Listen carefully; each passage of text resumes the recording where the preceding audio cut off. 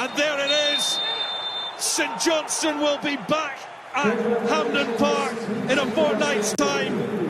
Hibernian against St Johnstone will be the Scottish Cup final. St Johnstone with history in their sights. One last huge hurdle to come though, and it was Glenn Middleton, the man who made all the difference, an assist for Chris Kane before curling in a wonderful free kick.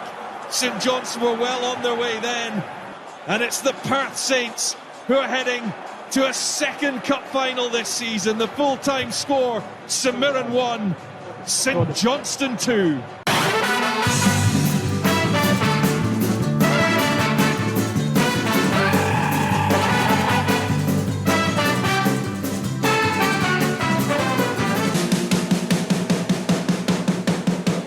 We talk about another Hampden victory. The Perth Saints do it again.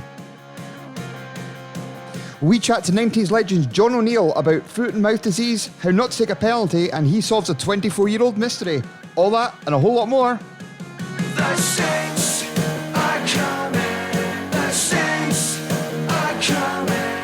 I say no matter how I try, the Saints are coming. I say no matter how I try. Hello everyone, this is episode 16 of Dogger Saints, an unofficial St Johnstone podcast, and I am joined, as always, by a man who was invited to my dad's wedding ahead of me, ridiculously. It's Danny Williams. Hi, that was genuinely a great happening, sort of all of our lives. There's a backstory to that, really, isn't there? You were working at the council, you kind of got seconded to the kind of marriage bit, and my dad reckoned that you could marry him off. Yeah, I was redeployed at the start of the pandemic to registrars, so technically I could have been able to, but there's an additional qualification and I was leaving and they weren't going to put me through it for the sake of officiating your dad's wedding. But there you go. So you would have got an invite to marry my dad off ahead of me, which is ridiculous. But anyway, we're not here to talk about that. We're here to talk about the mighty Perth St Johnstone steamrolling on. It is an unstoppable train, Sam. This cannot be stopped. It is unbelievable. What a buzz. What a thrill, man. I cannot believe it. It was funny. We were in the pub yesterday, and I didn't tell you this. There's now a QR code scanner just as you go into the Dogger. So you basically take a photo of it, and it'll take you to a site where you can put in your details to say that you're in the pub instead of having to manually write it in a book. So my dad's done that, with a lot of help, and then he's put in his details. He's like, right, what do you want to drink? And I was like, I'll have a pint. And I went, he's flicking through his phone, looking confused, going, where is it? And I went, what do you mean? He went, how do I order the drinks? And I went, that is not an ordering system for ordering pints. I love your dad to pieces. He's a constant source of capering.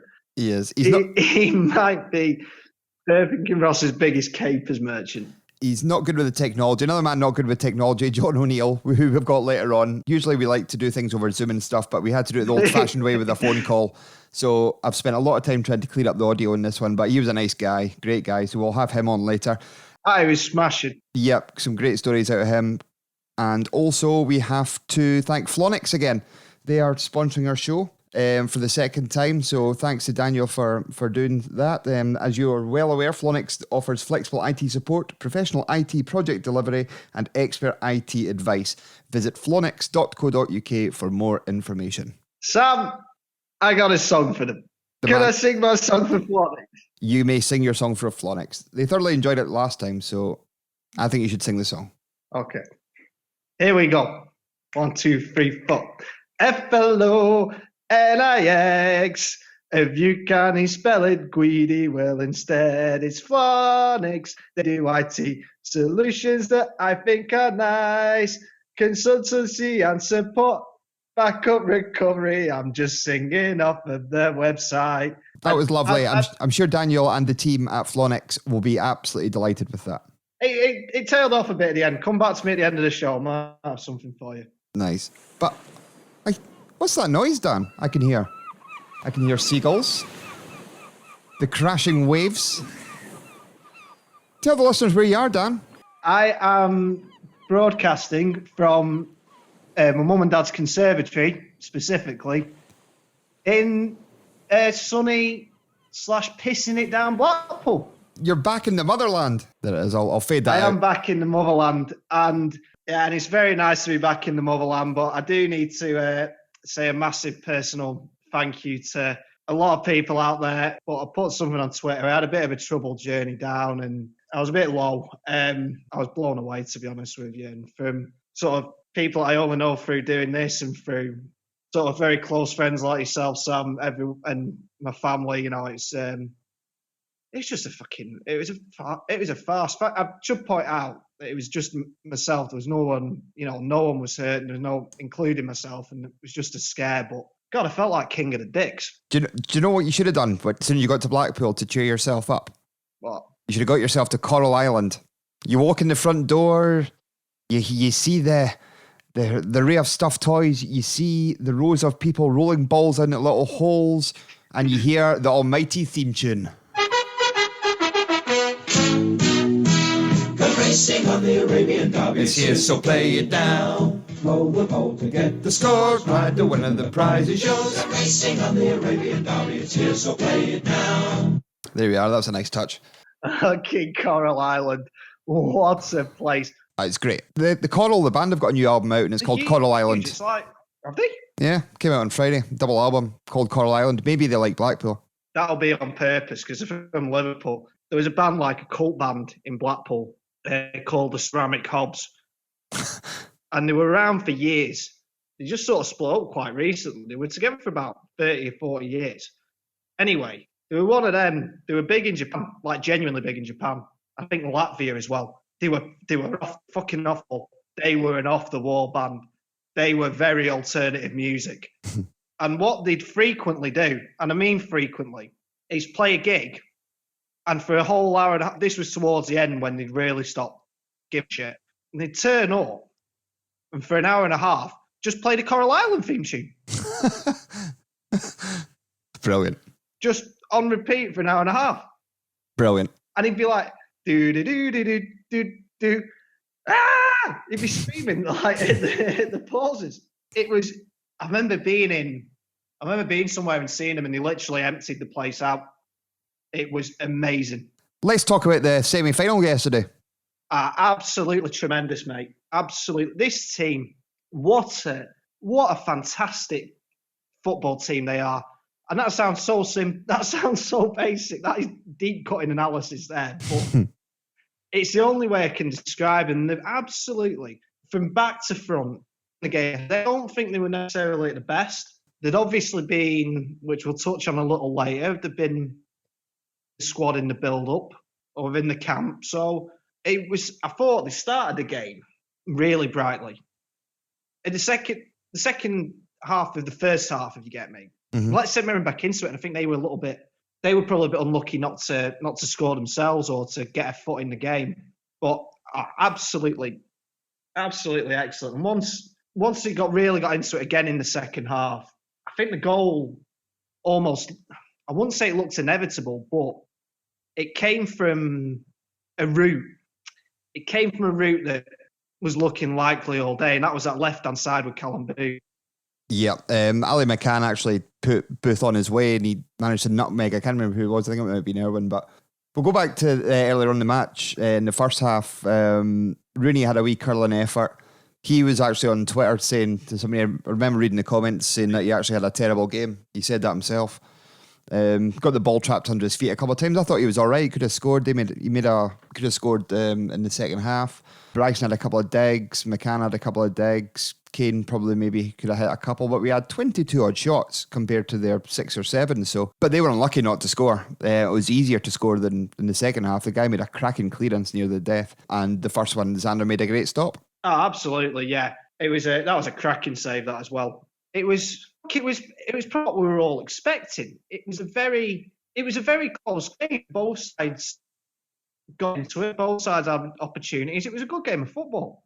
Yeah, it wasn't a polished performance by anyone, really, by either side. I mean, there and by a lot of individuals too. But it was competitive.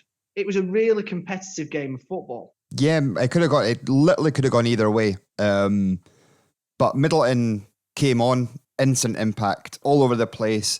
I hope he doesn't want to become like an impact sub like Callum Henry was when he first joined. He did better coming off the bench than most, but No, I don't see that with him. But I'm absolute loyal Glenn Middleton. I think he's absolutely tremendous. The impetus he puts in, and as you say, you can see why there'd been a temptation for him to be an impact sub there because of the drive and the impetus he puts in. But he's, I think he's better than that. I just think he's so good. I'd love to get him back next season, but he wasn't involved in the first goal, and here it is. Flips it through to Booth, who hasn't stopped running. Now Middleton, and there's Chris Kane, and it is St Johnson's moment. Chris Kane comes up big again for his club. They've waited, and now they pounce. And St Johnson are on the brink of another final. Well, it's third time lucky for Chris Kane. He's had 2 other opportunities this afternoon. He could and possibly should have scored. This time, he doesn't make any mistake at all. I said only a matter of a couple of moments ago, was St Johnson's big moment still to come? It absolutely was. Joe Shaughnessy, he puts his head into the ground. He allows Chris Kane to get across the face of him. But you've got to say the cross in from Glenn Middleton, his pinpoint. He just puts it into an area. He allows Chris Kane to get across. It's game on. It's the Saints from Perth that have the lead. So Mirren, what have you got? Oh, it's great to relive that again. So Booth down the line, hits it out to Middleton, who hits the ball across first time. Kane gets in front of Shaughnessy and gets his big toe onto it, and he puts it past the keeper. What a great time to get a goal. It really was. It was so important. And, you know, at that stage of the game, you are getting into the territory of the longer it goes on, the more that the sort of odd goal wins. Not at that stage, but also getting further and further into that territory where you think, we'll just settle here. We'll settle for extra time. So it's a tremendous time to score. But you know what's better than scoring 1 goal, Sam? Go on. Scoring 2. Wrong one. I'm not going to play the whole song, but yeah. 2 minutes later, I actually missed the goal at the time because I went for a piss. And I heard the big roar go up because this happened. Middleton, oh, it's so good! Glenn Middleton measures it perfectly. And St Johnson can start to prepare themselves for the Scottish Cup final. He's only been on the park for 8 minutes. He's got an assist and a goal. What about that for an impact from Glenn Middleton? Oh my word. That is absolutely sensational. Jack Annick can't move. The pace in the ball, the movement, the dip, it's absolutely top class. Glenn Middleton, what an impact sub. That's a way to repay the faith in your manager. Maybe disappointed he hadn't started this game well. It hasn't affected his performance. And within a matter of minutes, St Johnson have taken the game out of reach for St Mirren. What an absolute thunder bastard of a strike. It was a fucking absolute raker, wasn't it? And was that the first free kick we scored this season? Oh, I don't know. No, I think Conway scored one at Hamilton away. No, right, yeah, we did. I was thinking. We don't get many. Oh, but yeah, I mean, don't get many, and it was an absolute peach. I mean, it was so pure, and you can see why the keeper ended up getting completely bamboozled by it. Yeah. Don't know if he saw it late or totally and utterly. It dipped, it curved, it bent, it had power. It was a great strike. Like 9 out of 10 times he'd end up somewhere in the stand, but a great finish. And you think 2-0 up, cooking with gas. Rooney had a chance after that, I believe. The keeper saved it, but this happened. McGrath, it's right into the middle. They've got a goal. St Mirren are still alive.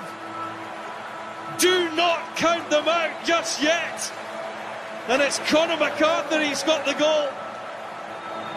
It's one of the few times in the game when the ball has landed in the St Johnstone box that they haven't won the header.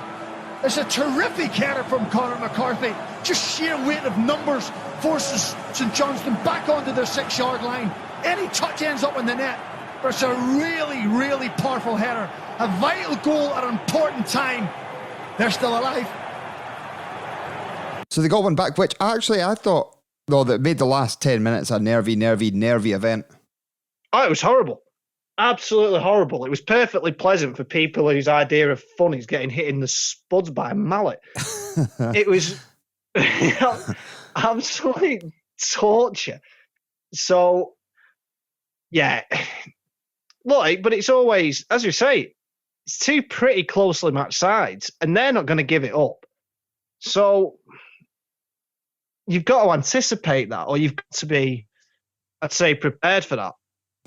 I think so. And I prepared think to ride it out. And I think it's a nice, gentle reminder that we aren't completely unstoppable.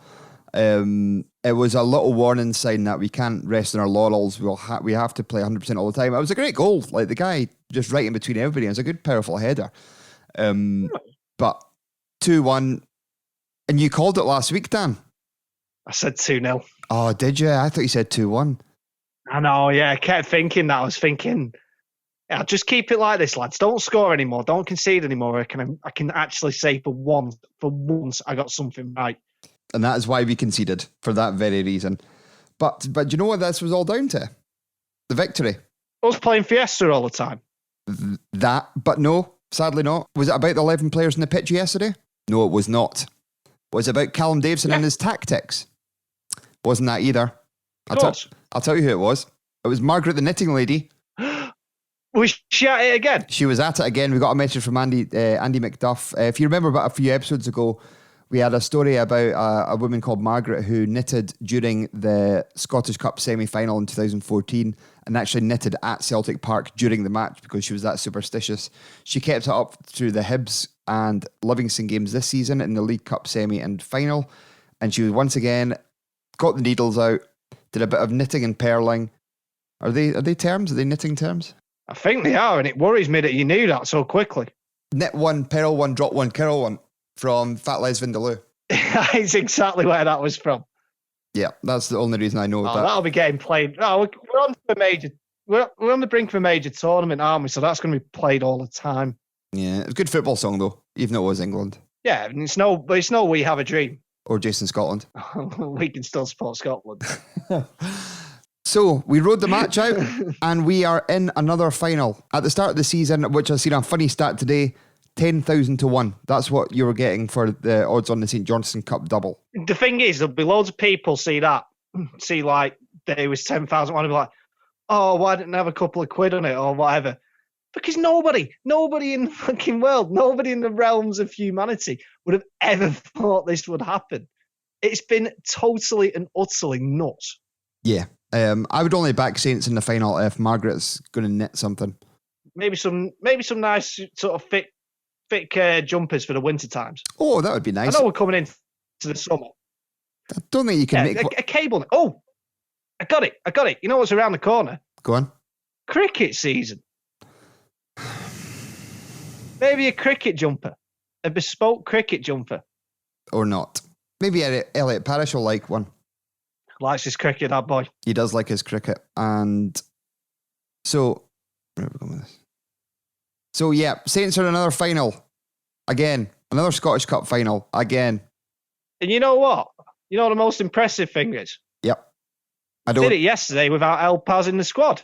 Unbelievably. Missing a few players yesterday, but again, with the kind of squad Saints have got, any player they put into any position, they just seem to do the work and get the job done. They absolutely do. And I think a key example of that, or a prime example of that, I should say, is Craig Bryson. Yeah. Signed a new deal this week. He did sign that's a the new wrong deal. button. I was going to Celebration, but then I ended up just playing the Arabian Derby theme. Sorry about that. I just want to see if this is going to work as a new Celebration song. Saints are in the cup final. Nah, that's not going to work, is it? No, it's not quite got the Pizzazz. That's got it all. I know a lot of people that don't like that. And they're wrong. They are wrong. It's like the very few people out there who don't like teal and magenta. Anyway, Bryson, Craig Bryson, Mr. Dependable. He really is, and he's not. He's probably not played as much football as maybe would have, or maybe for a man of his vintage, he has played probably as much as you expect. But last couple of weeks, he's come in difficult circumstances, and he's been absolutely tremendous. Every player that seems to come in has taken their chance. Let's start with Sean Rooney. Came in at right back, took in his chance, played great. Liam Craig, when he came in, he didn't feature a lot at the start of the season. Came in, took his chance, playing great. Michael O'Halloran last couple of weeks came in. He's been outstanding as well. So it's a team, it's a proper squad of players you can rely on, every single individual in that team. It is, and I think that's been a real key to the success they've had. I think it's great Bryson's got another year, because I still think there's gears there. I think he's a really good player, and I think he's got an awful lot to offer. And you know what there is now? Go on. You know what has come about, particularly in midfield? There's a selection headache. Who would have thought? For the final. Because you've got Liam, who's been so good for the last few months. Bryson's just come bang into form. And then Muzz is back. Yep.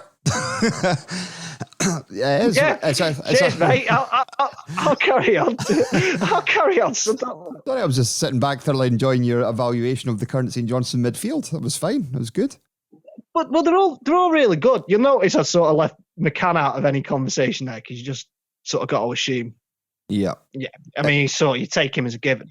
I think the team, you can pretty much pick 7 players. 7 players, 8 players, I reckon, will guaranteed to start that final.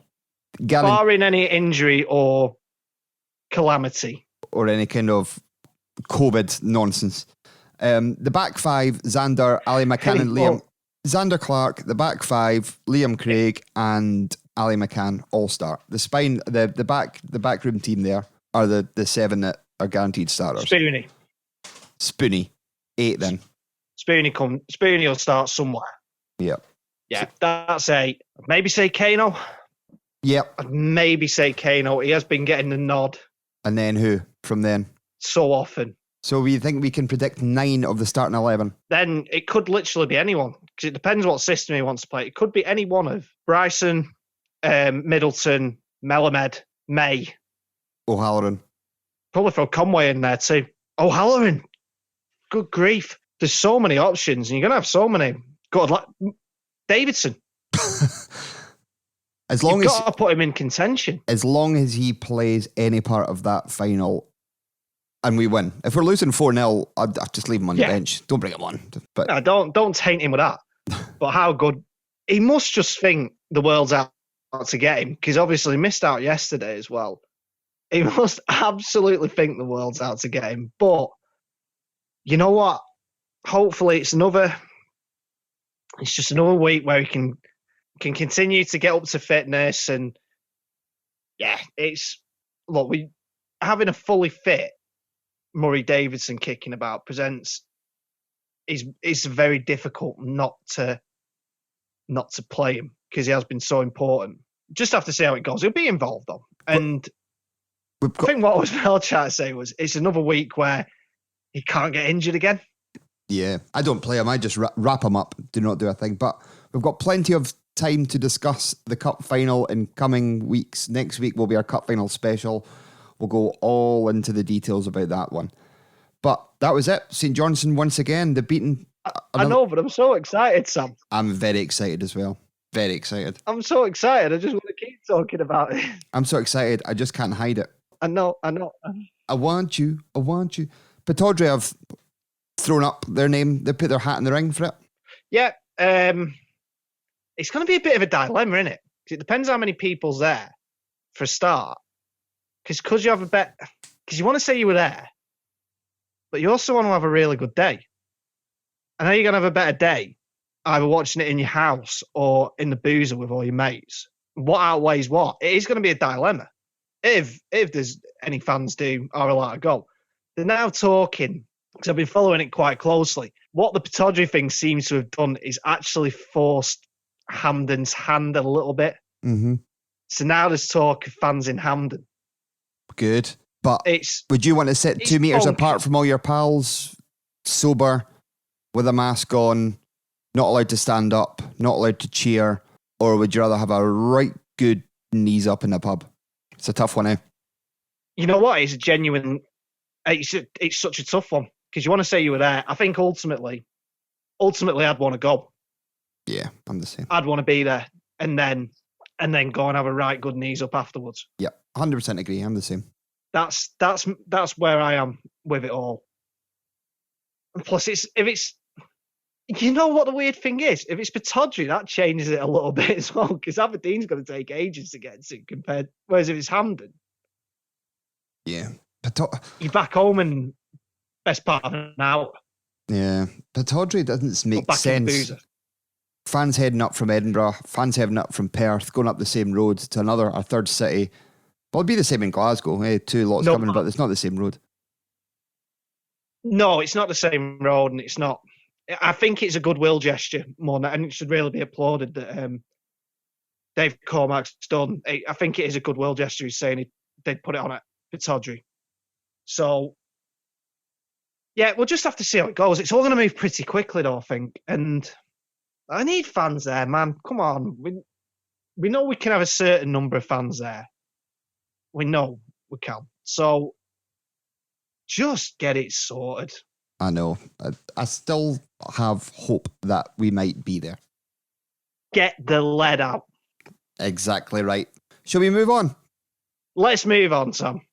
I'd just like to point out to the listeners at this point, speaking of moving on, that I've had to move rooms because the Wi-Fi connection in the conservatory wasn't much cop. So I'm now in my mum and dad's spare room, which was formerly my room for several years. Is that your DVD collection? I can see in the background on that funky looking shelf. Yeah, on my tick shelves. Yeah. They're good then. But you sound crystal clear this week. Oh, yeah. I know, because I'm having to... it's a ramshackle effort this week, because I'm having to now, because I've not got anything really to rest my whole kit and caboodle on like I do in my flat. I'm having to hold the microphone sort of Barry Davis style. Nice. It's a good look. Very John Motson. Very John Motson. I'm going with Barry because at some point I'm going to throw in Barry's trademark lovely goal. Oh, speaking of your flat, as you're well aware, the listeners won't be, I'm currently working in your flat. I'm painting it and decorating it while you're down at Blackpool. And I loved the message you sent me, which said, help yourself to anything you like. Now, I opened up the fridge to find 2 tubs of butter, and that was it. There was some milk in there.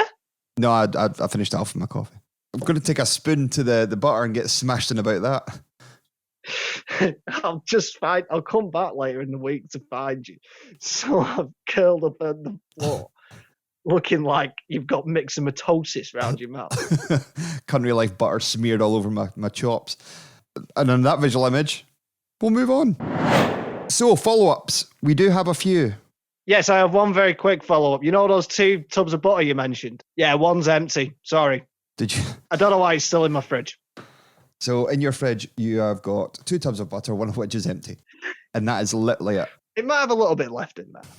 This is like last week's Georgia Boy on the Royal. It took us about 20 minutes to get through the section. So a few follow-ups from last week. Really funny. A few follow-ups from last week.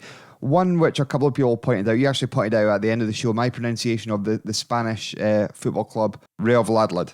Absolute farce. Now, you suggested it's Real Valladolid. Valladolid. Valladolid, sorry. I went onto YouTube, typed into a pronunciation system, and who was correct? Who was correct, Dan? I'm still saying I'm correct. I'm saying that thing's fucking wrong. So me and the women are wrong. The Spanish, well known for yeah, you both are. The Spanish, well known for pronouncing the double L's. You don't call them Barcelona, though, do you? As the Spanish call them. Yeah, but what? Let's have a think. Villarreal. Yeah, give you that one. They're the same boat. Think about it. But anyway, I was right. It's Valladolid. You weren't right. Up with this, I will not put. Right, well, back to the Rosetta. Back to the Dog of Saints Rosetta Stone. Right, that's enough of the Dog of Saints Rosetta Stone book on tape. How about a wee geographical error? which I'm standing by with.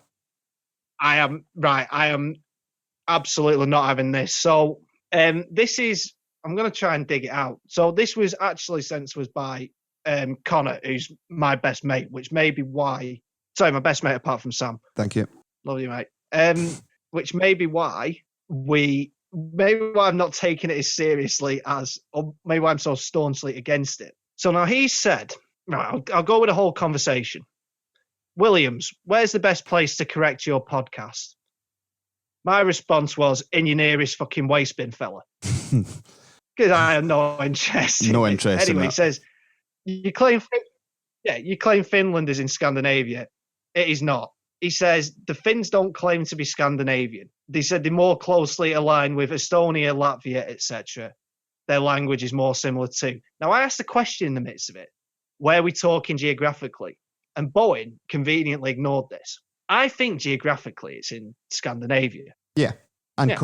Culturally, you name it. It's in Scandinavia. Well, I think that's where the debate comes in about the culture. Because if they align more closely with the Baltic states. But I'm not getting into this. It's a St. Johnstone fan podcast. I couldn't give two monkeys either way. Right, we're not fucking Michael Palin and Alan Wicker, are we? Who the fuck's Alan Wicker? That is a very old reference. He's a travel guy. Who else is there? Come on, think of the travelling man. What's he called? Ayoade. Richard Ayoade. Something for the kids there, a new modern reference. We need somebody in between. Bill Bryson. Good. Is that not the guy who presents Would I Lie to You? Is that not Uncle Bryn from Gavin and Stacey? No, that's Rob Brad. All right. Yeah, remember this is a football podcast, but we like to settle other scores in life. So there we go. Oh, I've got another follow up, and it's not butter related. Right? Good. We went national yesterday. Go on. We came to national. We were mentioned on Off the Ball. We were mentioned on Off the Ball. You're right. I got sent the clip of it, and somebody sent me and said, "No, you're on Off the Ball." So thank you, Stuart Crosgrove, for mentioning it. He said it was very good as well. Nice touch. I know, yeah. That was very kind of him. So thank you very much. We'll send you a mug in exchange for an Off the Ball one. Good deal. That sounds a fair deal to me. We don't have any mugs though. Next time we get mugs. Yeah. But I did notice one last follow up before we move on. I've noticed the pie boxes for the last match of the season against Have they been Livingston. released? They have been released. Hold on. This is news to me. Right. Let me have a look. Wow, this is what the fuck are they doing? There is no chicken and chorizo pies. I feel like Nelson Mandela when he did that stretch on Robben Island. You think you're being punished for a just cause. It's outrageous. And I think we've got to this. Outrageous. I mean, what have they got? I'm not going to lie. Steak and black pudding sounds tremendous. Does sound good. Macaroni and chorizo. You got halfway there. They got halfway there with it. Yeah. But that's not the point. Oh, well. Never mind.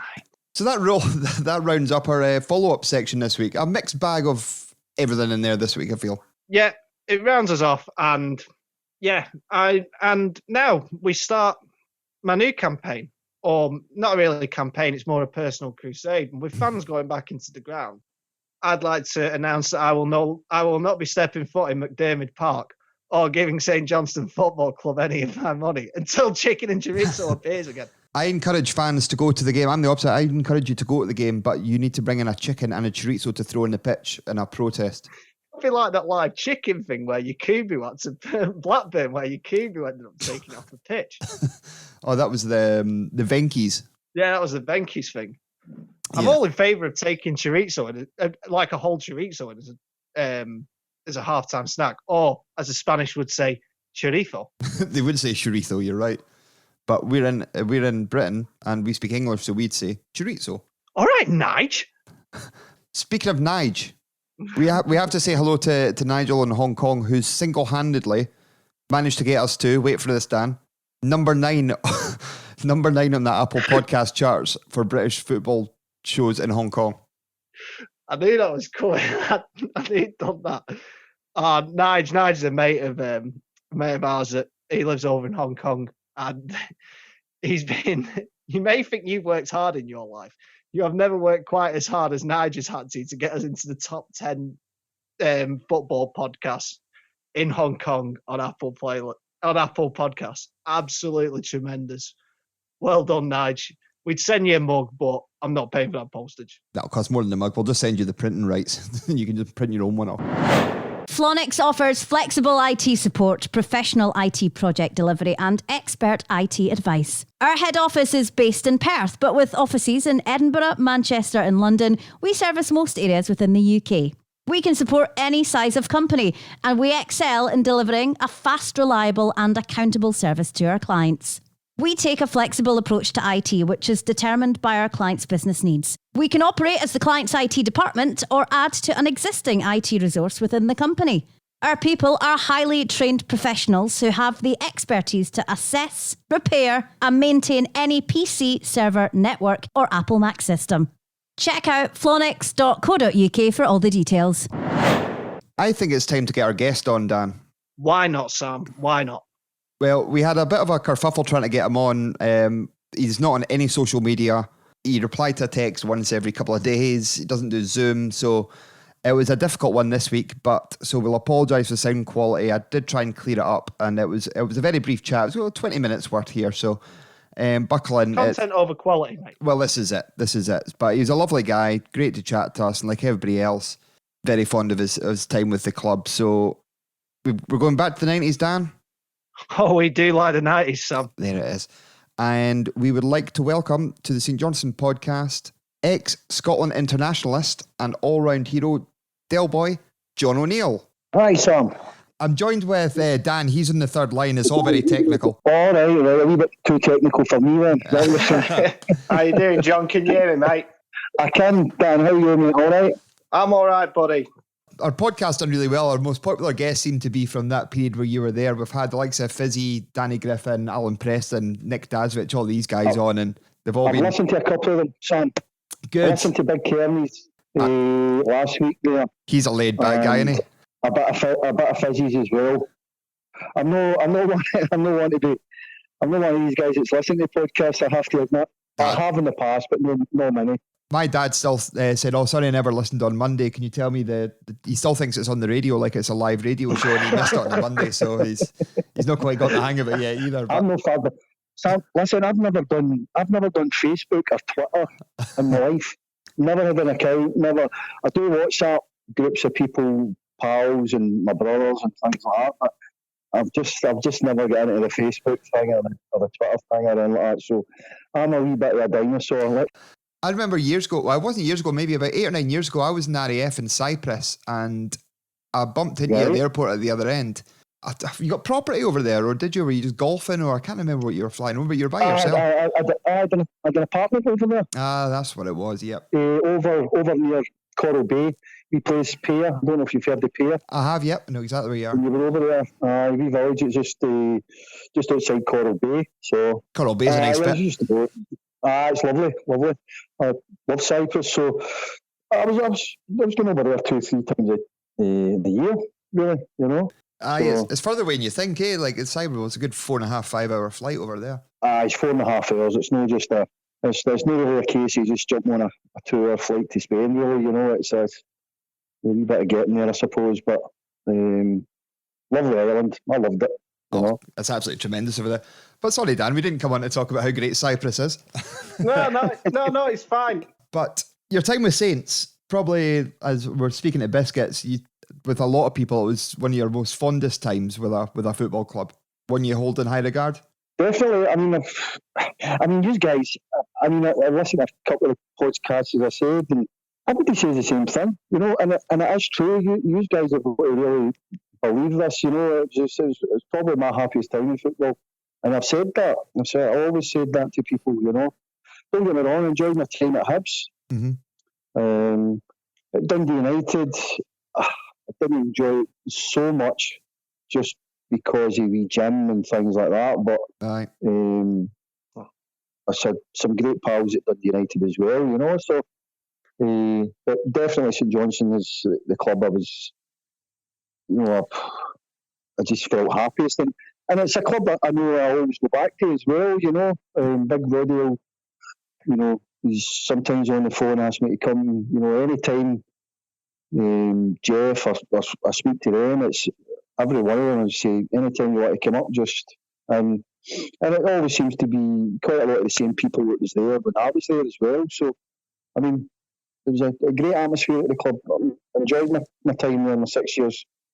In the 6 years there, you went through a fair number of games that will go down in history.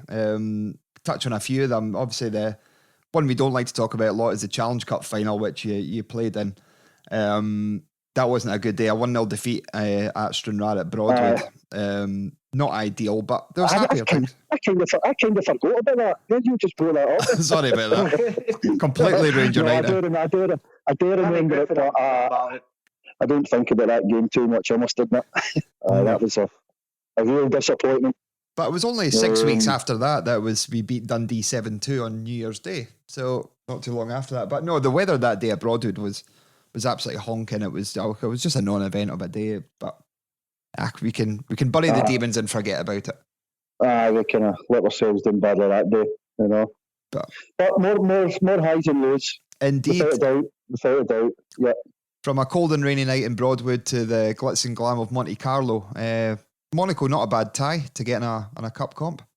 Tremendous, you know. It was a bit of a dream come true for us guys, you know, just to go and play in that atmosphere and, you know, and to see the place as well and experience it all. And, you know, my brothers went, my pals went, my dad went, you know, and to this day they still talk about, you know. It was an amount of St Johnstone fans over there. It was just like a home game, you know. They didn't have that many fans. No, they're not a well supported fan base. I think for the game at McDermott they had 6 fans over. I think that was it. They had just a row of seats, but you managed to get a goal. In the return, yeah, Barthez here, just pick that out the net, Barthez. Yeah, go Fabian. Not a bad wee keeper there, mate. Stick in. You might do all right in the future. I know. When you go through there, so you look at the players they had, you know. Whose shirt did you get? I got John Armour-Rees. That's all right. So, that's not bad. He wasn't such a big name at the time. He wasn't until he went to Liverpool after that. That's it. Then people sort of knew who he was, to be fair. But because I think Armour-Rees was quite, I don't know, he'd have been early 20s when he was at Monaco, I think. Aye, very early 20s, young. I think, yep. Have you still got them? Do you keep your old shirts? I've got too many, but I've got that one. I've got that one framed down. Mm-hmm. That's one to keep. Yep. We spoke to Fizzy and he still keeps pride of place, the purple and green effort. Remember that? The 96-97 away top, the teal and magenta halves. Aye, I do remember it, aye. Can't say I was a big fan of it. Well, it splits people down the middle, I'm not going to lie to you. I'd imagine it would do. You know? But, it was the same with the Hibs away one as well, the purple one. I hated that. Oh, the purple and green. They had a purple and green kind of stripy number. But I didn't. Speaking about your time with Hibs, you were lucky enough to, when you moved to Hibs, to get a Scotland cap. That seems to be what happens with St Johnstone. In the last 10 years, we've had so much success, but we've only had one player, which was Murray Davidson, get a wee cameo appearance against Luxembourg about 6 years ago. Is there a bias, not against St Johnstone in particular, but did you think you had more opportunity to get a cap for Scotland with Hibs than you did St Johnstone? Probably, yeah. I'd probably say it would maybe go in your favour, rightly or wrongly, but just people see it. You know, no St Johnstone fans, obviously, but people see it as Hibs being a bigger club, and so fairly or unfairly, it doesn't matter. I mean, even like say teams, even now at the bottom of the league, there's not many guys, you know, at the bottom of the league there's shout outs for, you know, Scotland cap or anything like that. You know, it does seem quite unfair at times, but it's just the way it is, you know. Was it Poland away you played? Poland away it was, yeah. During the foot and mouth, I remember that. Okay. It sticks in my mind for some reason. we got off the floor and we had to trudge through a tent and dip our feet in some disinfectant before we even get into the terminal building. There you go, that's a memory. There you go. Was that sorry, John, was that in Poland or when you came back home? No, that was in Poland when we got to Poland. That was just one of these things I remember about it. They've still got that set up at Dundee Airport for people coming back into Dundee. Well, it might be similar for the boys at the Euros this year. You're going through an epidemic then, a pandemic now. So after Hibs, which a lot of people won't probably remember, which a lot of Saints fans won't want to remember, you're at Gretna. Yeah. You're lucky enough to get to a Scottish Cup final with Gretna. Was that the one against Hearts? Was it? They'd have gone penalties. It was the one against Hearts. Yeah. Brought down for the penalty. Paul Hartley gets sent off in extra time, I think it was. And went to penalties, and I still wish I'd have taken a penalty. Not to say I would have scored it. I mean, I wasn't one of the penalty takers at the time, but hands went up pretty quick. The hands went up pretty quick. My hand went up, but I think there was a few. There was a couple more that were a wee bit more forceful, shall we say? And I kind of just sat and I wish I'd have been a wee bit more forceful with my. No, I'm definitely want to take it, but I just said, well, there's 5 guys that are there, so just let them take it. That's my only regret. But no, I'm not saying that it would have changed the result. We're beating penalties, and that's how it went. Sorry, John. I suppose it's difficult in that situation as well, because you don't want to be too forceful and sort of rock the boat, because everyone's going to be a bit nervy anyway. I know that's what people say. I mean, I don't know if you remember me missing the penalty with St Johnstone against Rangers at Ibrox. Colin Hendry got sent off. It was 0-0 at the time. Stephen Kloss was in goals, and Kieran McInnesby went to go and grab the ball. I can't remember who was the penalty taker that day. I would have been George. Kieran went to take it, but Kieran went to obviously got the penalty. Hendry got sent off, and Kieran went to take it, and I just pulled rank and says, "No, I'm taking it." And my stuff was so at the bar. I was about to say, I hit the bar of the post. I remember your hands went in your head, and it was just kind of the play up. I remember that. Hit the bar, so my Celtic mates never let me forget that for weeks. I bet. We had better luck on penalties against Rangers last Sunday, though. To be fair, in the League Cup semi, which was unbelievable stuff. I hate to say it, but I just thought Rangers were just going to pull through with the penalties as well, But look, I mean, the penalties the St Johnstone lads take were different class. They're only one corner as well, weren't they? That was Everyone went to the right, is that? Yeah, it was Rufus. No, they all went to the keeper's right. Jason Kerr, just the centre back, just put his foot right through the ball as hard as he can. They don't usually come off, especially from a centre back. But we had Elliot Parish on last week, who is currently number 2 goalkeeper. Played on Saturday against Hibs there, and he said they never practiced training penalties at training, and he'd never actually seen Jason Kerr take a penalty, so he had no idea where he was going with it or what he was going to do. So sometimes, just maybe that some guys just prefer just not to think about it too much then, and just prepare to just go up and hit it. I changed my mind a couple of times, when I had the ball in my hand, I'll hit it there, and I remember saying, no, I'm going to hit it.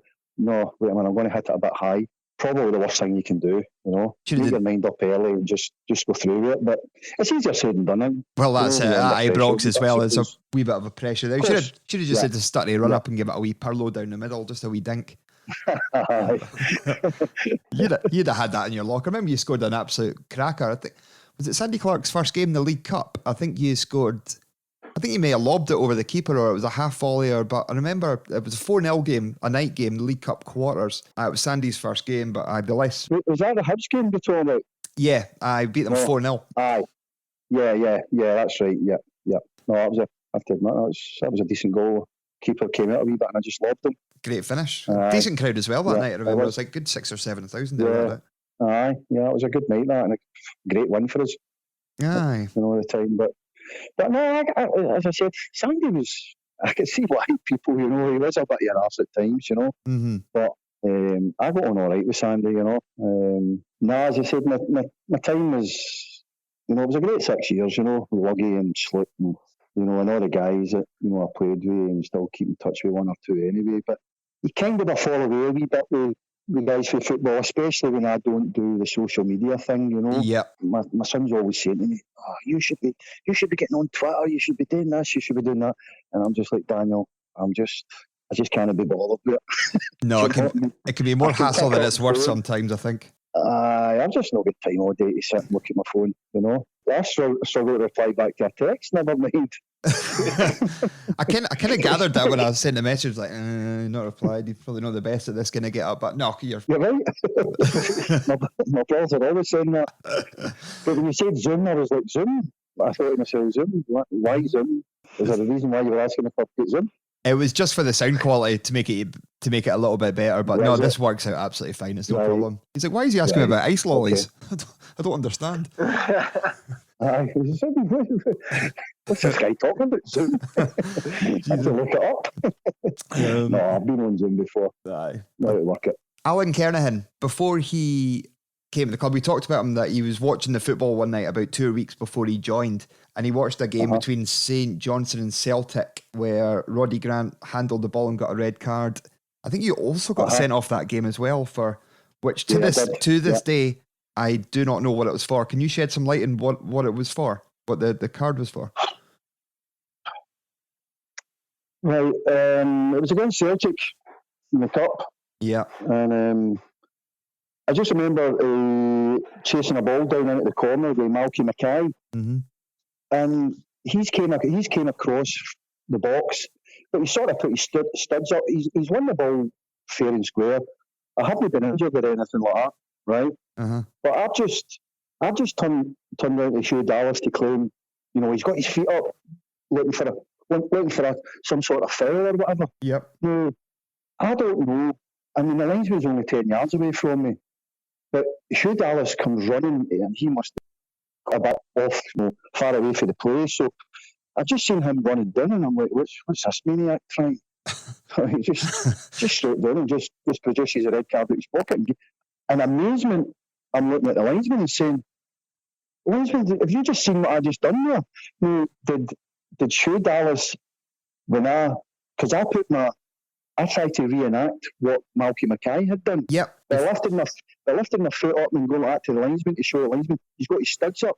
No, the TC is an optical illusion of some description. I don't know, but as he thought that I've had a boot or something like that, but I'm actually not anywhere near Malky Mackay at this point. So that was what I got sent off for. I remember a tirade off Luggy at the time. I can what have you done? I was like, Gaffer, I've done absolutely nothing. But obviously he's seen it after the fact, and you know it all changed. But I met Hugh Dallas months after that at a charity event. I think it was the Grosvenor Hotel in Glasgow, and actually went in the lift. And do you know what he said to me? Go on. He was in the lift, and he was doing a bit of the speaking at it, and the two of us looked at each other. He had another guy with him. And he turned around and he said, John, I know what you're going to say. I said, sure, I'm not going to say anything. And to be fair to him, he actually turned around to me and said that he'd actually seen it. And it's probably the worst football decisions he's ever made. That was what he said to me. So that was his apology anyway. So you'll take it. It was what it was. It certainly could have cost us, or it did cost us.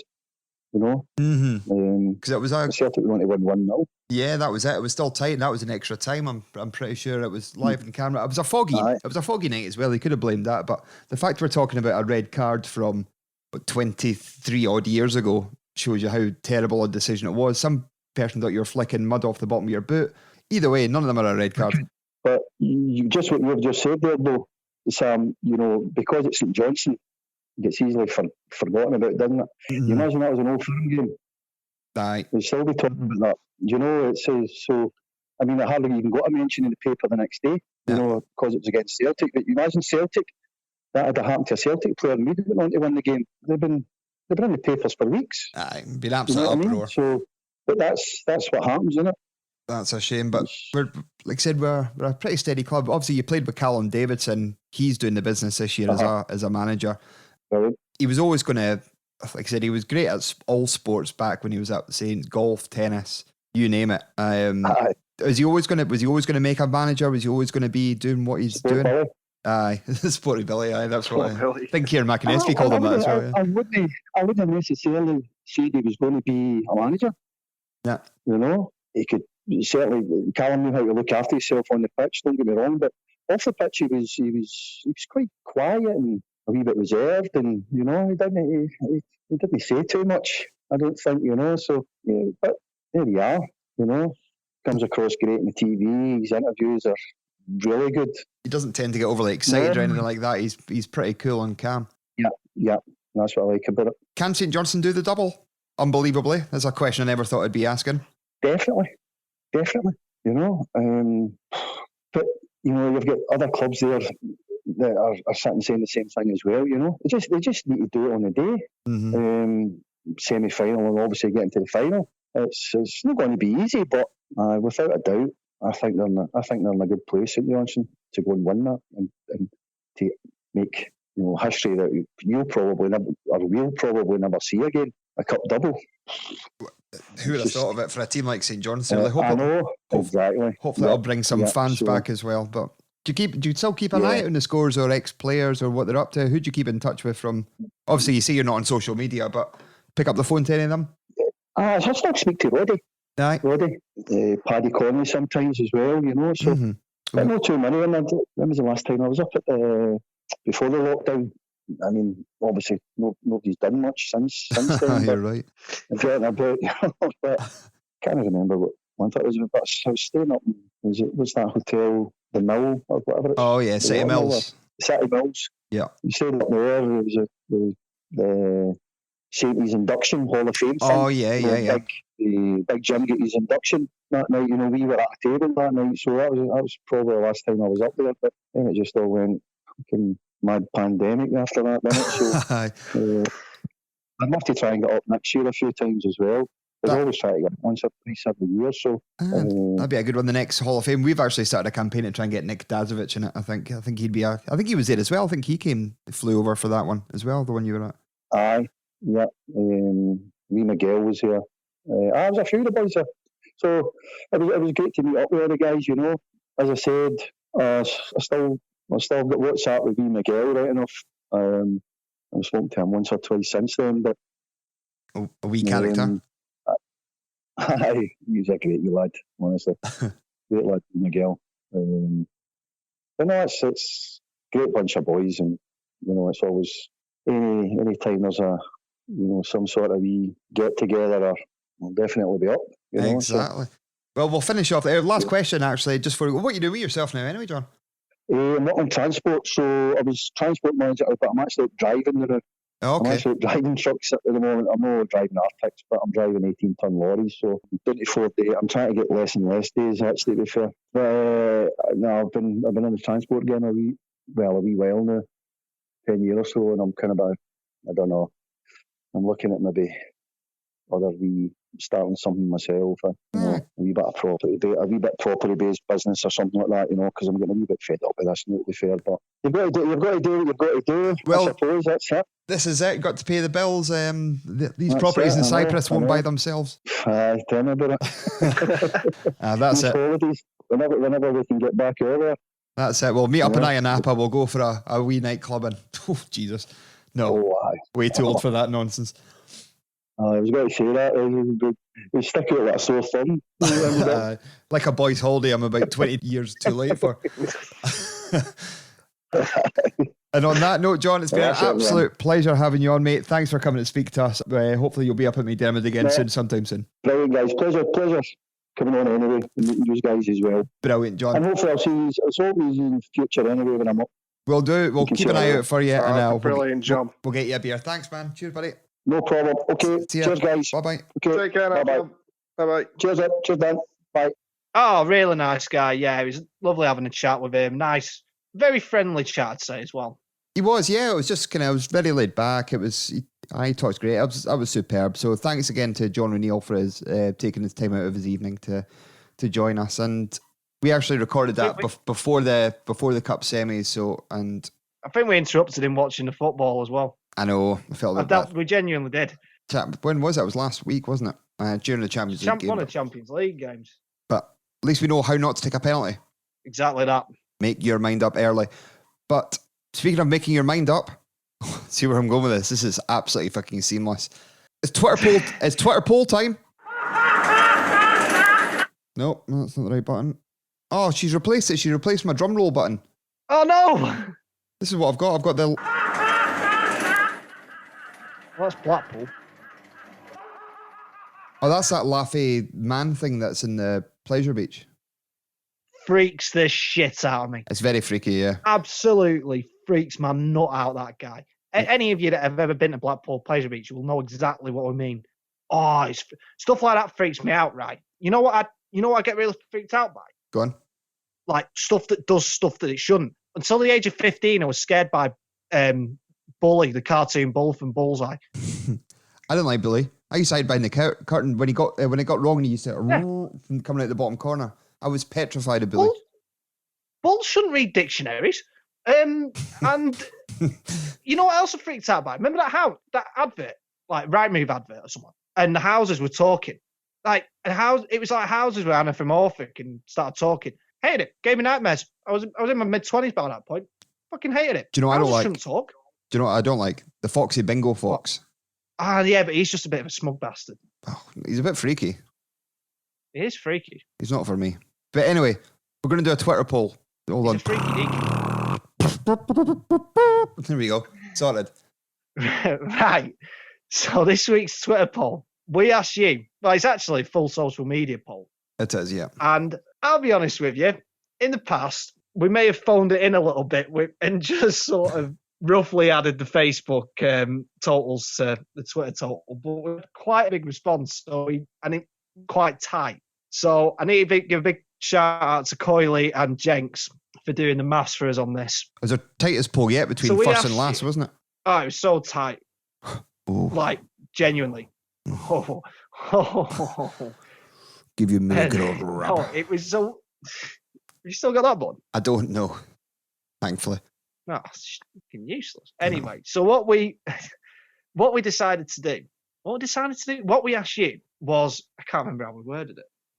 It was basically it was a very loaded question which asked about 3 or 4 different things, but all generally around the same topic.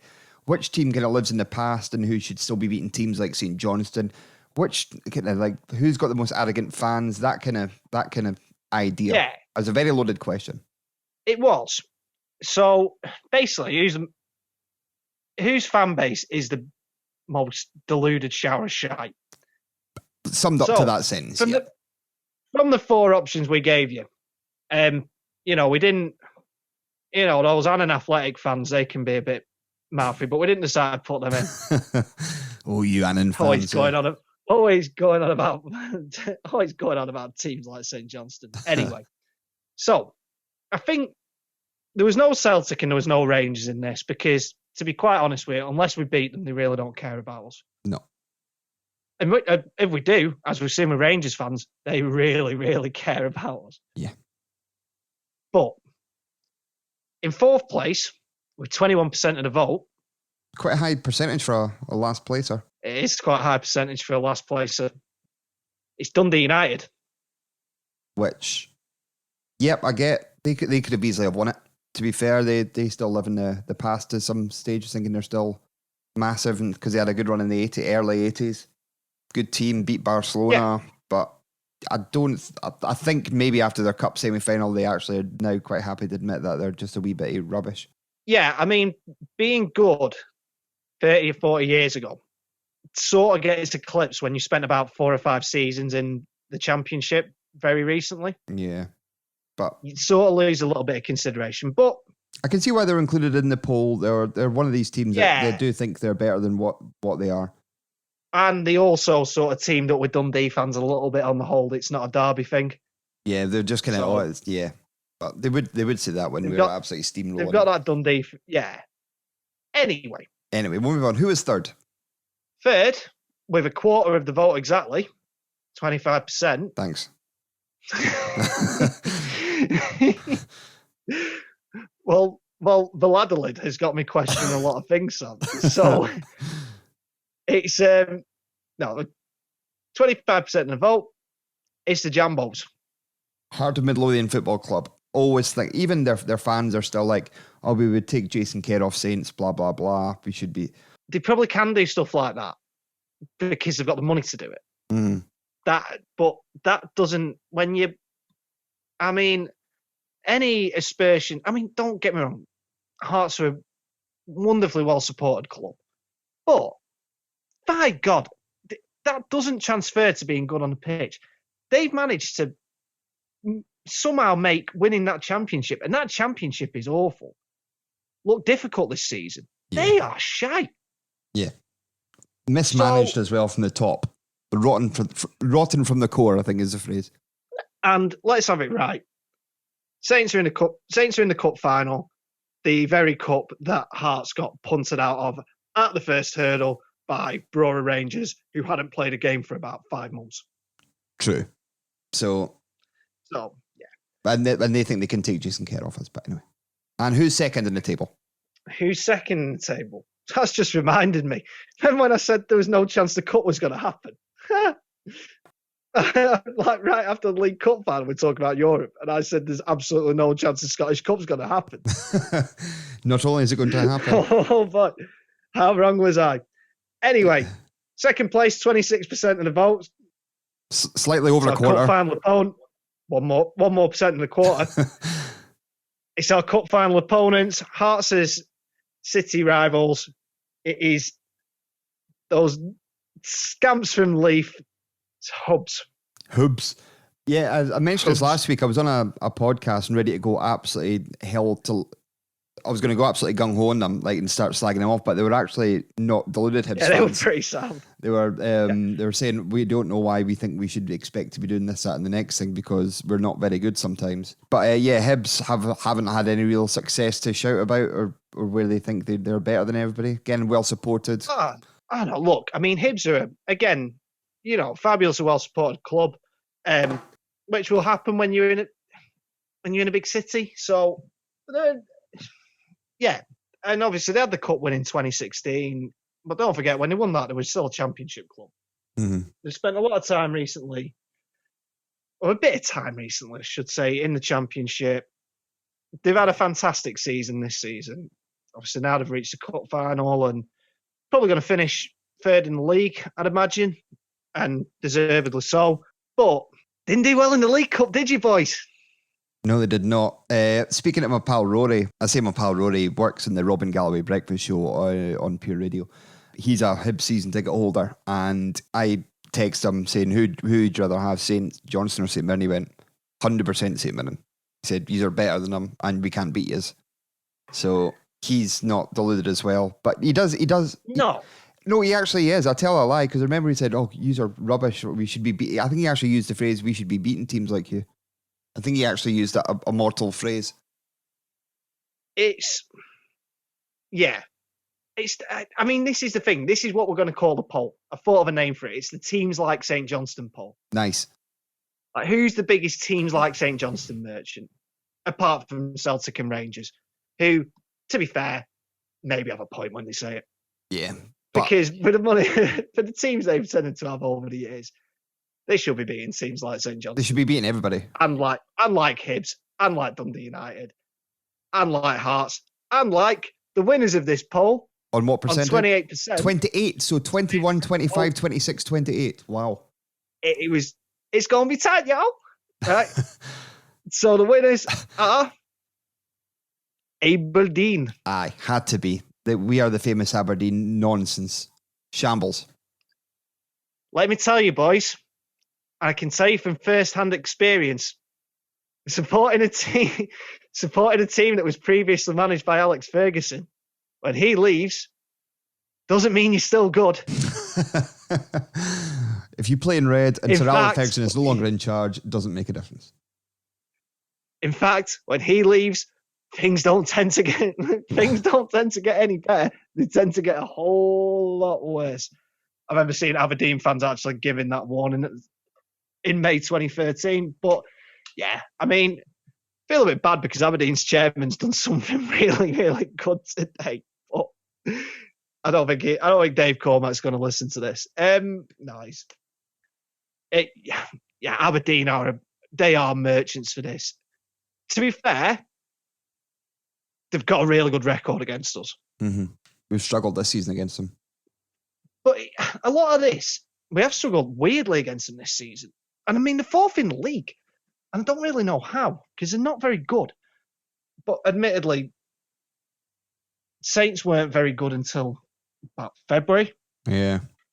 When we started this podcast, So- it's no coincidence. It's absolutely no coincidence, Sam. Anyway, we've been concentrating on the cups. Just finish top 6 and then concentrate on- Callum Davidson has still never been beaten in a cup match. He's not. No, let's not start. I did see a tweet before. I can't remember who it was. Was it me when I said Saints will win the cup double? And I told you to stop it. Yeah, I didn't.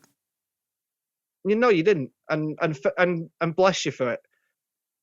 Just bear with me 2 seconds. I don't want to give you more editing. That's fine.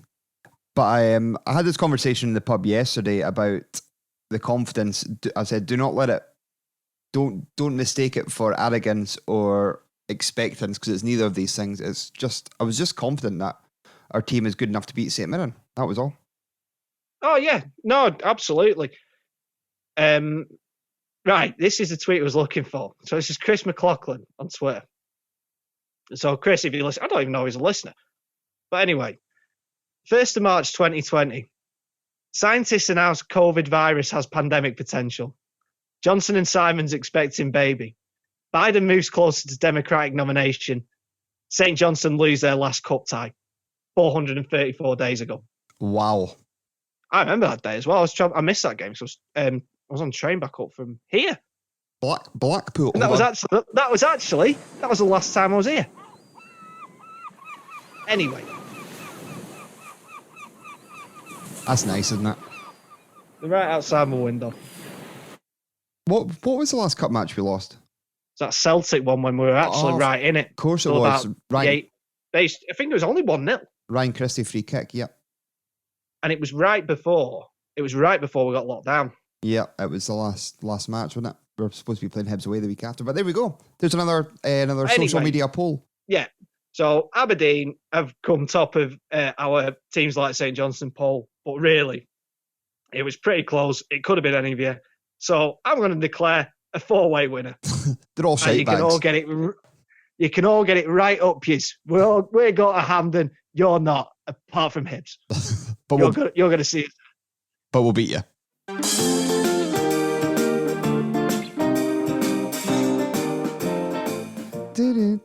I love that theme tune. Really do. Puts you in a good mood, doesn't it? Yes. It's Giorgio Boy on the Royal time. For new listeners who aren't aware of what this is all about, if you've ever seen a St. Johnstone player out and about, obviously not within McDermott because that'd be a bit ridiculous, let us know. Where have you seen them? What have they been doing? And who have we seen this week, Dan? Right, Sam. Who have we seen this week? We have got this in from Kevin Scotland, Jason's brother. We can still support Scotland. Kevin Scotland. I'm just really, we're both singing that and we're going to be out of time now. Yeah. Out of tune because of the delay. Anyway, so Kevin's got hold of us. He's got a wee old boil in the Royal. He says, good few years ago, I've been through in Glasgow for a night out and went for a wander around the shops on the Sunday afternoon. As you do. You know, you sort of on your recovery trail. So he stopped off in one of the big department stores on Argyle Street when who should he see wandering around the menswear section but 90s. And as he points out, we do love the 90s. We do love the 90s, Kevin. Crater-faced ex-St. Johnstone hip man, Paul Wright. He was a big scary bastard of a man. Yeah. Kevin goes on to say, if you thought he looked scary from the stands, that's nothing compared to being next to him. I can imagine this. Yeah, not ideal. Bless him. Kev says he completely shut it, avoided all further eye contact, and made a hasty retreat to the safety of the Clinique counter. Good products. I like Clinique. Yeah, that's what I use. Their face scrub is excellent. We'll never have any mention of Reese again. He can't confirm what he bought, but I suspect it wasn't anything soft or fluffy. And then Kev says some nice things about the podcast, so we're going to say nice things to you, Kev, as a tremendous old boil, and thank you for sending it in. Brilliant, Kevin. Very much appreciated. That's the kind of stuff we like. If you've seen any St. Johnstone player doing anything, and this is where I hand over to Dan, who gets very, very excited. Danny. St. Johnstone players, where have you seen them? What have they been doing? Have they been running there? Have they been walking? Have they been driving? Have they been on the fucking bus? I want to know. And if you've seen it, you let us know. All the usual social streams. So, for example, have you ever seen wee Nige Hasselbank down at the Timpsons in the centre having the tassels repaired on a fashionable pair of loafers? Could have happened. You let us know. All the usual social streams. Or have you ever seen Bobby's Lamel inexplicably turfing up on the St Johnstone bench in the Scottish Cup semi-final? I have. Have you, Sam? You let me know then, pal. Well, indeed. All the usual social streams. What are they? Twitter, Facebook, Instagram. And you could probably get you on Tinder, Dan. Yes. Anyway. Your Tinder's had more hits than a Pitlochry Opticians. Gracious me. So yeah, anyway, Facebook, Twitter, Instagram, that shagging site where everyone's details got rumbled. You won't find us on there, but still, let the people know. They might be interested. It might cheer them up after their lives have fallen apart. Get there. So last week, Dan, we opened into the world of the European Super League. Now it all seems a bit outdated now and nobody cares about it anymore, but we're going through all the six half dozen teams. So we've covered Man United and Liverpool with their Chinese New Year shirt. And General shite. Yeah, and Liverpool a couple of times with their heritage clock and their Anfield shirt. And last week we covered Tottenham, who had some Carabao Cup finalist merchandise, and Arsenal, who had some fine Australian merino wool fake Ugg boots, which were pretty terrible. And this week, we are covering the new money of the European Super League in English football, and also Champions League finalists. Yes, they are Champions League finalists. Well done to them both. Delighted for you. Anyway, let's move on. So where do you want to start first, north or south? We'll go for south. Right. And we'll go to the bridge. We'll go to Chelsea, the original of the Nouveau Riche. Now this one, it's a fairly classic Club Shop of Shame entrant. And this is what Chelsea is selling here still is a Chelsea Premier League Champions 2017 book. Right. And what they've done, so I mean, this is 4 years ago now. This was Chelsea, last time Chelsea won the league. John Terry was still playing. We're going back that far. In fact, the final day of that season, Chelsea had actually won the league at cancer that year. But that was when John Terry arranged for himself to be substituted off on 26 minutes. Oh, God. And got both teams to give him a guard of honour on 26 minutes. What a wanker. An absolute horror show of a man. What a heinous individual. Anyway, so what I'm going with... So you might think that's not so ridiculous that they're still selling that. They've reduced it from 20 quid to a tenner, which again, for a book that's 4 years out of date. But Chelsea aren't short of money. Why are they still scraping around the barrel to try and get rid of these books? If no one wanted it, right? If no one wanted it when they won the league in 2017, why are they going to want it now? No, they're not. So just accept the fate. Do what Partridge did. Send the books to be pulped, and you can even visit the pulping factory. Bouncing back. Good. Anyway, a 4-year-old book from Chelsea for absolutely no reason at all. Still available in the Chelsea club shop. Let's go up to Man City. Now we covered the Mario Balotelli boots, which had the wee bit of minge on the back of it, which looked across. The tuppence boots. The tuppence boots. The flange boots. But they weren't technically Man City. They were Mario Balotelli / Puma collaboration. Right. What have Man City got in the locker? Right. Now, we accused Tottenham last week of being a bit tin pot. We did. For their range of Carabao Cup finalist paraphernalia. And I stand by it, because if you're going to be claiming you're too big for your boots to get and going into the Super League, then, yeah, you shouldn't really be making a big song and dance about making the League Cup final. However, City might have gone one step further here. Oh, dear. Now, bear in mind, City were behind the one of the clubs behind the whole project rejuvenation thing, whatever, which recommended getting rid of the League Cup. They're certainly making a bit of a song and dance of the fact they've won 4 League Cups in a row. they've done a range of things. And if you go on a City's merchandise website, they love a phone cover. They are obsessed with a phone cover, right? But this one is mad for it. Because the whole, if you're from Manchester, you always say mad for it. Well, this is what they do. Because Liam Gallagher said it once. Liam Gallagher said it once in the 90s. We do love the 90s. We do love the 90s. Anyway, we do love the 90s. Anyway, so they've got a phone cover. They've got a Kings of the Carabao Cup t-shirt. Hey, wow. That's 20 quid. The phone cover's 15 quid. For 35 quid, you can get a, not even signed or anything like that, a Manchester City Carabao Cup winners 2021 framed A3 print. That's literally just Fernandinho picking up the trophy, the City captain, and then I think you can make out John Stones. I think it's John Stones. Anyway, it's just a load of champagne going off behind him. So if you really want that, it's like when old people have pictures of Princess Diana hanging up in the house. A commemorative plate. Yeah, no, like just a picture like of the kids and then Diana. So Fernandinho can go and join that illustrious list. But what they have done.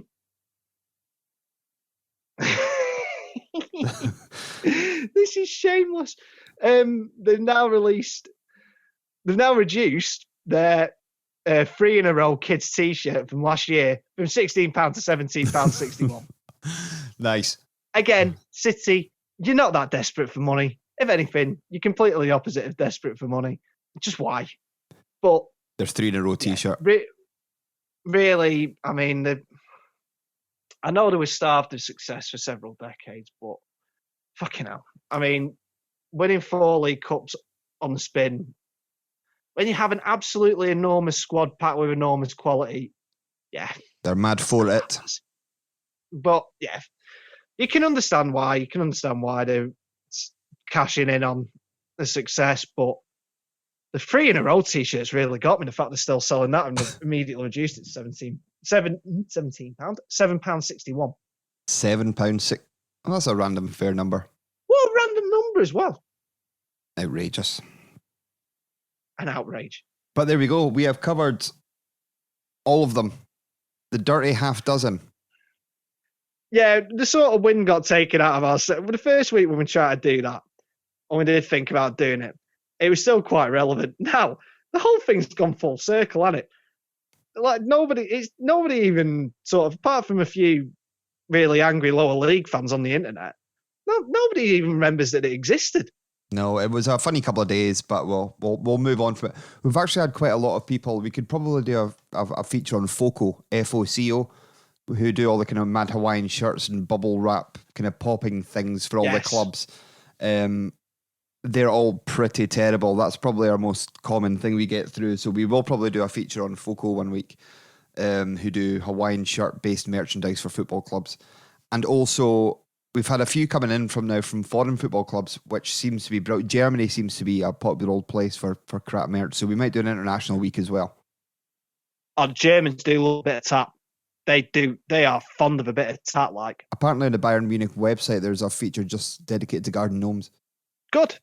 Exactly right. But if you've seen anything at all that you might think would grab our fancy, you let us know. You gotta let us know. All the social streams.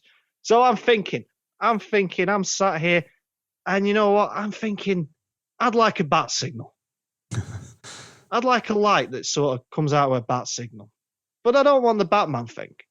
No, don't fuck want that. I don't want loads of nerds turning up at my house. I thought, what I want the company of fans of footballing powerhouse, Stranraer. Oh, Stranraer. So I want that points in the direction from my flat down to Ayrshire. I want a light that shines on them. And then when they come to my house, I'll say to them, I appreciate it, but what I need you to do is I need you to go home now because I've given up on the idea. So get there. Back to your home, back to Stranraer. Go and sort the ferries out, boys. You do us all proud. Well, do you know how we're a cup team now, Dan? We are indeed a cup team. That pesky Leeds getting in the way. We've got a couple of games this week. We're not bad at that either, buddy. We are not bad at that. We are. We've got a tasty little trip to Celtic Park on Wednesday. Could do ourselves a big favour there, because I would say Livy are going to get beat by Rangers. Even though Livy have got an outstanding record at home against Rangers in recent seasons since they came up, I still can't see them getting a win. They might get a point. Point would be good for them. Point would be good. And we're due a win against Celtic this season. We are. But what team? We've run them close, and they've been a bit of a farce. I say a bit of a farce. They have been a total and utter farce all season. They've been rank rotten. A couple of decent individual players and performances, but what kind of team? I think it'll be, again, much changed. A similar back five, maybe. Imagine Brown might come in for Rooney again. Middleton might get a start. Hopefully we'll see Gilmore. We don't know. We could be entirely wrong. I'll be honest with you. I keep thinking, just play the reserves. But just play the youth team. I don't care. But no, you need to keep going. Need to keep lads in the pink. I think a few of the guys that have been missing are meant to be back. McCann could probably do a rest, and I'd say this is the best opportunity to give him one. You want him to play against? Can the player self-isolating play yet? I don't know. But I think, you know what it could be similar to? It could be similar to that game at Ibrox, where we had a game at the week. In fact, it was Livy again, a big game against Livy that weekend, and he just basically totally rung the changes. Yeah, I'd play Lamel for banters. Get my game. Not even in goal. Not even on goal. Just play him on the wing. Nice. Get Mac on. Get him registered. Get him playing. Get him up top. It's not even a ludicrous idea. Just do it. No, we need to take the proper heed, and he's got less work to do against Livy at the weekend, which is still the bigger game for me. Yeah. All this cup chat is great, but you cannot overlook the importance of the Livingston game on Sunday. If it comes down to if I don't think Livy will beat Rangers. Is it Saturday or Sunday? Oh, sorry. It's Saturday, innit? It's 12. It's an early kickoff as well, 12:30. Early kickoff, yeah. Yeah, 12:30 on Saturday. We can't overlook the importance. We beat Livingston, we are guaranteed European football next year, one way or t'other. You can't take our eye on that, and we can't just keep thinking, obviously the cup runs have been great and all that. We can't bank on that. No, if we lose to Livy or draw and they get a result, say Livy finish 5th and we lose the cup final, we are not in Europe, unbelievably. It's as simple as that. And that'd be a travesty. Absolute travesty. So, no, I'd feel confident against Livy, but we just need to keep going. And I think that'll be Callum's attitude. Take every game as it comes. Look, it's 3 games. It's been a long old season, but it's 3 games. They can utilise the squad and they can push themselves. I think he'll probably go full strength against Livy. Celtic might see a few, as you say, lads like James Brown and possibly Gilmore, Conway, O'Halloran. Middleton. I don't want to say he's not first pick. I've got to that stage with him now. I don't want to say he's not first pick, but he's Middleton will play. I think. No, just say the fact that he'll be fresh. That was the reason I said him, because he'd only played 20 minutes. Yeah, absolutely. I think what we can safely say is, I think everyone's going to get a game this week. Yeah. So we're going to need to. So that means he'll play the same starting 11 he played against St Mirren then, knowing our track record of. Oh yeah, absolutely. We've just totally ignore this. I don't know why we do it. I don't know why we bother. I don't know. We've literally got nothing right all season. Not one match correct. No, but it'll be. But I'm looking forward to it. I'm particularly looking forward to the Livy game. Yeah, that'll be a big day on Sunday. If we get 5th, then brilliant. Saturday. Did I say Sunday again? Yeah. I'm so used to all these games being on a Sunday now. It's ridiculous. Pesky cup competitions. I back him, and it's, you know what? It's yet more good practice in a pressure game. It is, and we've withstood every test so far. Good luck to the team this week, and we've done it. We've got to the end.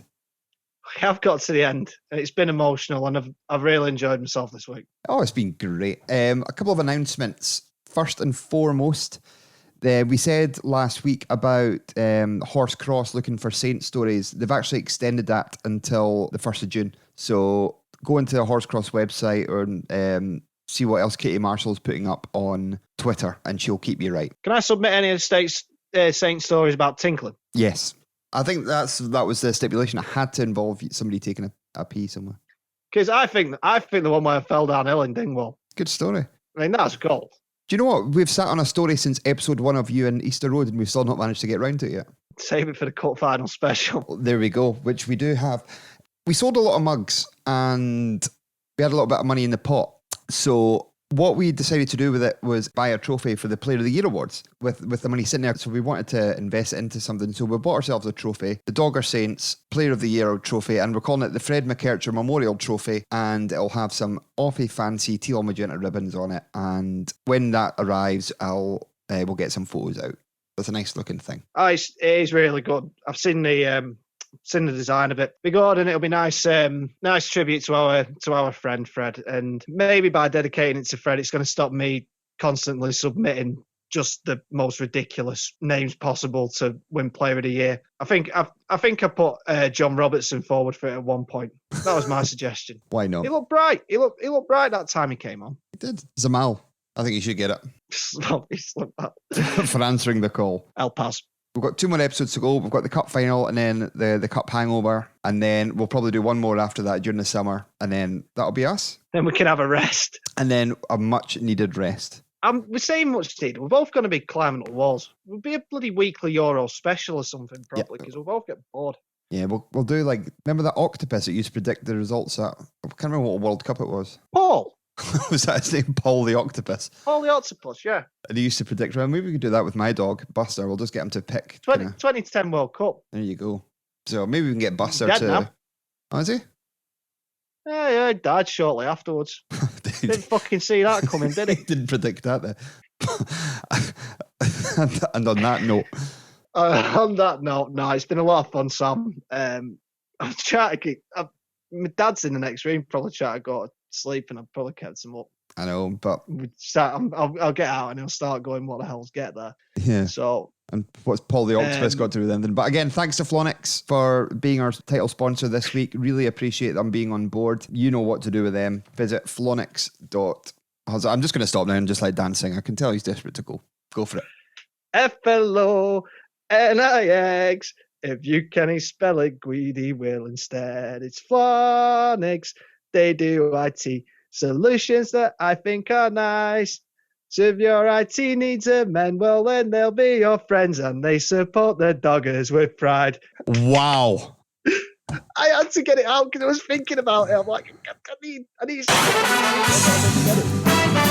That's incredible. That's a great song. You should have just shouted "Get There" at the end, though. I missed the trick. Well, never mind. We live and learn. We do, but there's a wee catchy song to remember. But remember, Flonix offer flexible IT support, professional IT project delivery, and expert IT advice. Visit flonix.co.uk.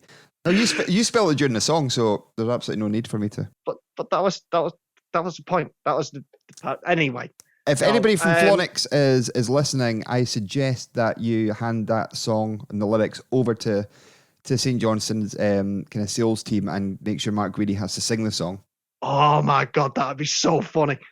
But yeah, on a serious note, thanks yet again to Dan and the gang over at Flonix for supporting us and for sponsoring this episode. Oh, fantastic. Thank you very much again to them. We'll be back next week with a cup special. We'll be back next week with a cup special. It could be a monster I'm very episode. excited. Oh, I'm very excited as well.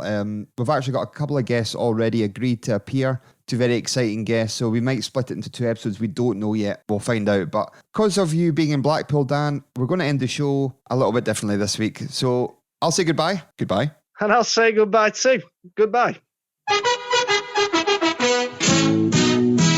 Good racing on the Arabian Derby, it's here, so play it now. Roll the boat to get the scores, ride the wind and the prize is yours. Good racing on the Arabian Derby, it's here, so play it now.